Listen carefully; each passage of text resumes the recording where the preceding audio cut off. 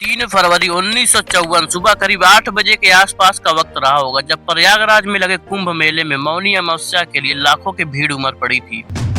अचानक कुछ अफवाहें पैदा हुई जिससे स्नान पर्व पर भगदड़ मच गई। 45 मिनट तक चले मौत के तांडव में करीब 800 श्रद्धालुओं की मौत हो गई।